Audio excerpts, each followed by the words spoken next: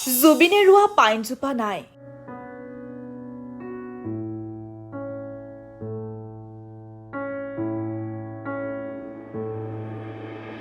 কিন্তু আজিও সজীৱ হৈ আছে গছজোপাৰ সৈতে জড়িত আবেগ।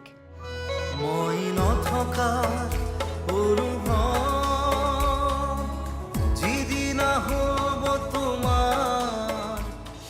গছজোপাই আজিও আমনি কৰে গৰিমাক।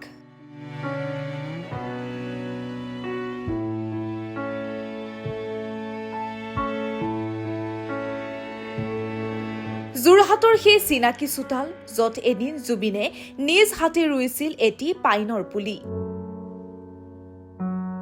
কলেজীয়া দিনৰ সেই পাইনজোপা আজি নাই।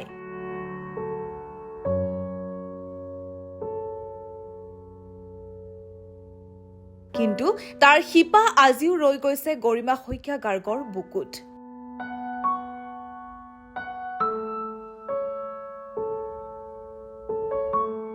জুবিনৰ পুৰণা বাসগৃহলৈ গৈ স্মৃতিৰ সাগৰত বুৰ গ'ল পত্নী গৰিমা। কাৰণ ইয়াত জুবিনে এজোপা পাইন ট্ৰি ৰুইছিলে এইখিনি জেগাতে, আৰু খুব ওখ হৈ গৈছিলে, ঘৰতকৈ ওখ, বহুত দূৰৰ পৰা দেখি থাকি গছজোপা। প্ৰাণৰ শিল্পী জুবিন গাৰ্গবিহীন প্ৰায় ৯টা মাহ।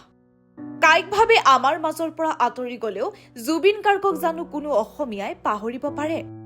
প্ৰতি মুহূৰ্ততে জুবিন গাৰ্গ নামৰ এই সত্তাটোক জীয়াই ৰাখিছে প্ৰতিজন অসমীয়াই। নাহৰ গছ ভালপোৱা জুবিন গাৰ্গৰ বাবে প্ৰতিজন অসমীয়াই নাহৰ পুলি ৰোপণ কৰি নাহৰৰ মাজতো জীয়াই ৰাখিছে প্ৰাণৰ শিল্পীগৰাকীক। ইয়াৰ মাজতে যোৰহাটস্থিত জুবিন গাৰ্গৰ পুৰণা বাসগৃহলৈ গৈছিল জুবিন পত্নী গৰিমা শইকীয়া গাৰ্গ। জুবিন গাৰ্গৰ পুৰণা ঘৰটোত উপস্থিত হৈ আৱেগিক হৈ পৰিল জুবিন পত্নী।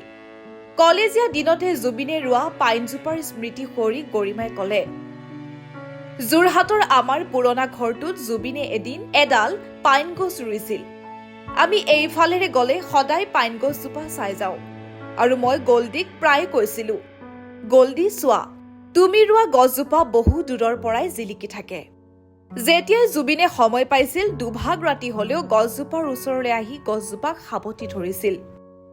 কিন্তু আচৰিতভাৱে এবছৰ পূৰ্বে জুবিনে ৰোৱা এই গছজোপা লাহে লাহে মৰহি আহিছিল। আৰু 2024 চনৰ 29 অক্টোবৰৰ দিনা পাইন গছজোপা উভালি পৰিছিল।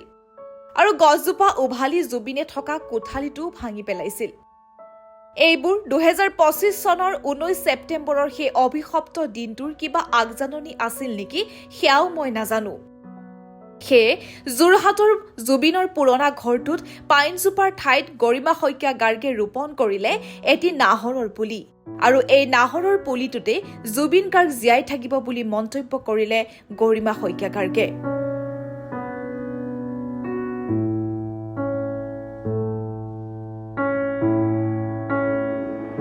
Bureau report, people's TV.